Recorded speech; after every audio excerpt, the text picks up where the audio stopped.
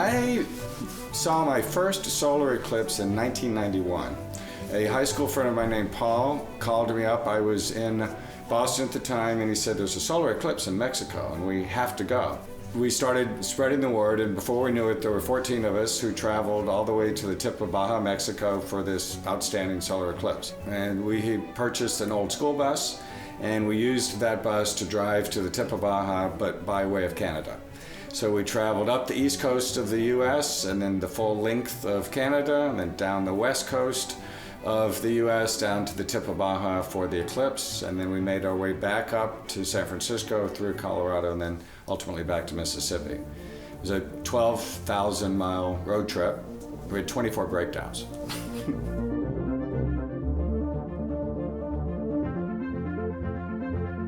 We were about a week behind where we thought we would be. We only had a few days left to get to the eclipse from San Francisco.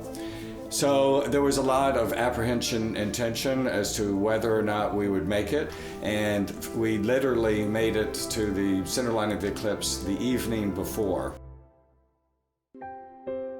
The morning of the eclipse, we sat there and looked, and the first person who saw it yelled, and we all celebrated, and we slowly, over the course of the next hour, watched as this shadow slid across the face of the sun. Off on the horizon, there's a wall of darkness that spreads as far north and south as you can see, and that wall is coming at you at 1,000 miles an hour, and that everything beneath that wall of darkness is like a giant paintbrush being painted black. The surface of the earth disappears, and then instantly that wall interfaces with you, and it's like the lights are off. You can turn around and you can see that wall disappearing off to the east as all of the light of the day is sucked into a little hole, and then suddenly everything is black. It turned out that the spot that we chose, it was our first one, ended up being perfect. After my first eclipse, I decided that I would go to virtually every single eclipse that I could.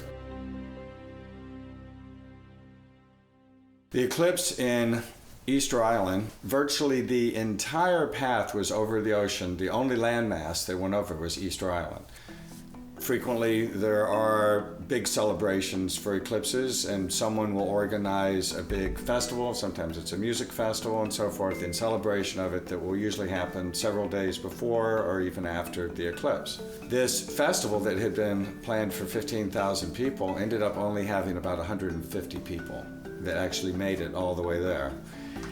When we got there, nothing had been set up. So the 150 people that got there had to get together, clear the space, make camping areas, build a stage for the music, build a kitchen for kitchen facilities, build bathhouses for bathhouses, and everyone worked nonstop for about 3 days building this community, and everyone became super close from this experience.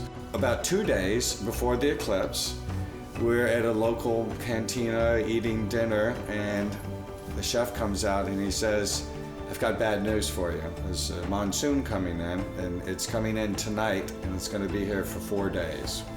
And then literally a couple hours before the eclipse, the rains stopped, the clouds parted, a double rainbow came out, the eclipse, which was spectacular, happened, followed by another double rainbow, and then the clouds closed back up and 2 more days of monsoon continued.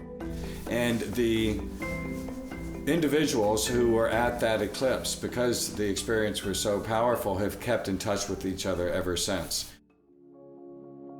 The eclipse chaser's nemesis is the cloud. So once one has determined the time of the eclipse, the next step is to look at the path and then choose a location somewhere along that path. And arguably the next most important thing is to choose a place along that path that is likely to have clear skies. And then after you've done that, and if there's still a few places to pick, then you might pick a place based on its cultural interest, because you may be there a little time before the eclipse and a little time after the eclipse. On March 20th in 2015, many people traveled from Europe and all over the world to the Faroe Islands to see the eclipse. So we wake up the morning of the eclipse and it is pouring rain. I would say it was probably 20 minutes before the eclipse, a little hole in the sky happens and a beam of sunlight shoots and hits a spit of land that's off in the distance. And then it closes back up. And then you hear yelling and screaming in 5 different languages, cursing this cloud, yelling, and all of a sudden it moves just at the moment of totality, and we experience the full totality, and then the clouds come back.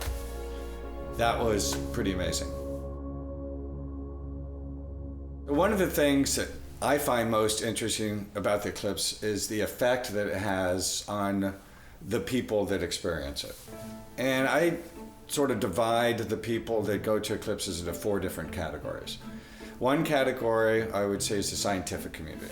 There are qualities of the sun that can only be studied during an eclipse. The second group of people are the spiritual community. And those are the people that come to witness the experience of the solar eclipse.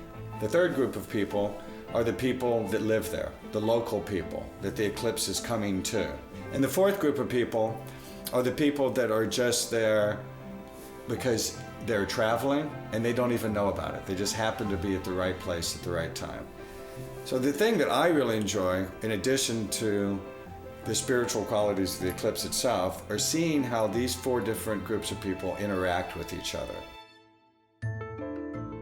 On August 21st, 2017, there is a total solar eclipse that goes across the US. And there has been a lot of excitement about this eclipse because it's the first eclipse that's viewable from the continental US since 1979. This eclipse goes literally from the west coast of Oregon across the entire width of the United States and exits over the Atlantic coast in South Carolina. So a little over 20 years ago, a bunch of my friends from high school and college purchased a piece of property in South Carolina. When we purchased the property, we had no idea that it would be on the path of the eclipse. And we found out several years later that it was, and we have been planning for many years a celebration on this property. We are inviting friends and friends of friends. There'll be about 400 people there, and we are making it into a 4-day music festival in celebration of the eclipse. There is a creek that runs through the middle of the property that has a waterfall that comes into a cove that goes into a large lake that the property borders, and the eclipse is going to line right up with that cove.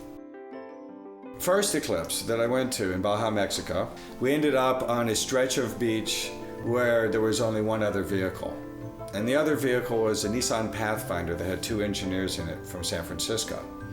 So we ended up making friends with them, and one of them, whose name is Art, ended up becoming very close friends with us. Separately from that, there is a large group of individuals from the Atlanta area that have a community that's very strong, and they have an annual gathering that they have on our property. And one of the women in that group is Stacy. And Stacy and Art are getting married at this solar eclipse. So it's, in addition to the obvious celebration of the 2 of them marrying each other, it is symbolic almost of the marriage of these 2 different communities. So the fact that he was introduced to us with Eclipse and Stacy is from this other group and they're coming together is bigger than just the 2 of them. It's symbolic of these 2 groups and was born arguably of an eclipse itself.